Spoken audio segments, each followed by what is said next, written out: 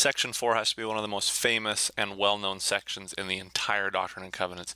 Perhaps more people can quote Section 4 from memory than any other section, in multiple languages, by the way, because of their missions. We know this is a missionary section.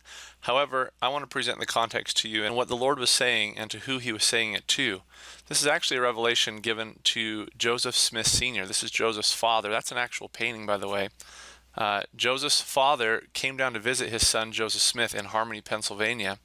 He traveled about 125 miles to where Joseph was living, and this is in February of 1829. Joseph's in the middle of doing sporadic translation of the Book of Mormon right now. This is in between when Joseph loses the 116 pages and when he begins translating with Oliver Cowdery.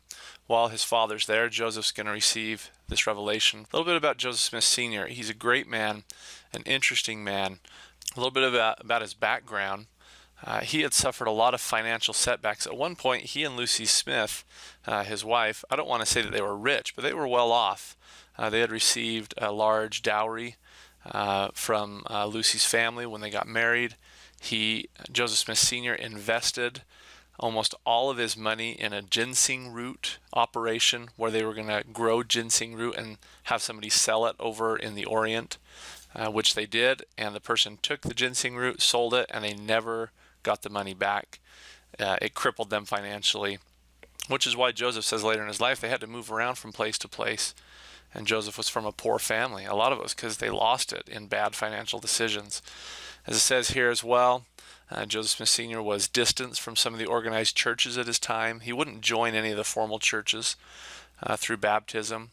And also, too, he struggled with alcoholism, perhaps, or at least excessive consumption of alcohol.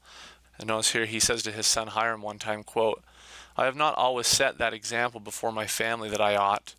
And that quote, "Though I have been out of the way through wine, you have not forsaken me, nor laughed me to scorn." Now that being said, Joseph Smith Sr., although he may have had some problems with alcohol and finances and did not belong to any of the churches of the day, he was a very spiritual man and was a visionary man, if we can say that as well. He had a number of dreams that taught him about the Lord's kingdom and the Lord's ways.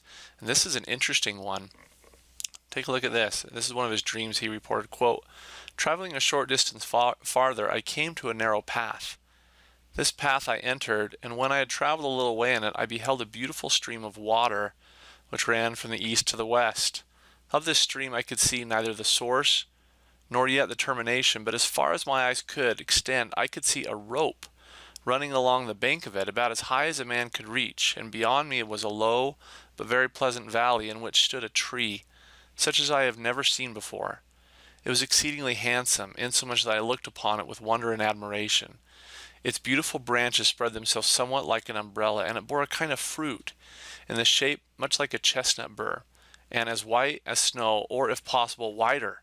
I gazed upon the same with considerable interest, and I was doing so, the burrs or shells commenced opening, and shedding their particles, or the fruit which they contained, which was of dazzling whiteness. I drew near and began to eat of it, and I found it delicious beyond description. As I was eating, I said in my heart, I cannot eat this alone. I must bring my wife and children that they may partake with me. Accordingly, I went and brought my family, which consisted of a wife and 7 children, and we all commenced eating and praising God for the blessing. We were exceedingly happy, insomuch that our joy could not easily be expressed." Is that cool or what?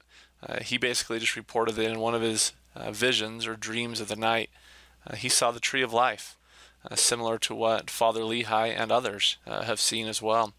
Instead of a rod of iron, he calls it a rope, but it leads to the same point, the same purpose. Well, why is this important?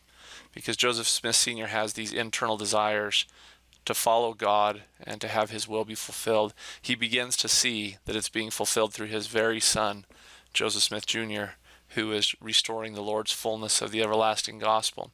And that's where section 4 comes. When he's visiting Joseph, Joseph says to his father he has received a revelation for his father.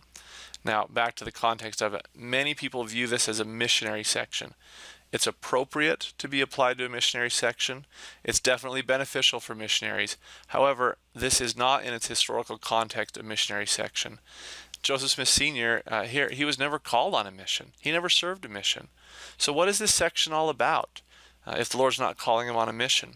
This section, more than anything, is about who is called and who's qualified to do the work of the Lord.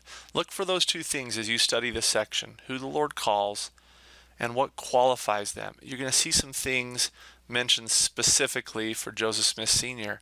Perhaps things like when it says for him to be temperate. Temperate means controlled, like to control your temper or to control excesses. Maybe that might be a hint towards him controlling alcohol or other things. But I want you to look for these two things. Who does the Lord call? Who does he qualify? Good luck as you study Section 4 of the Doctrine and Covenants.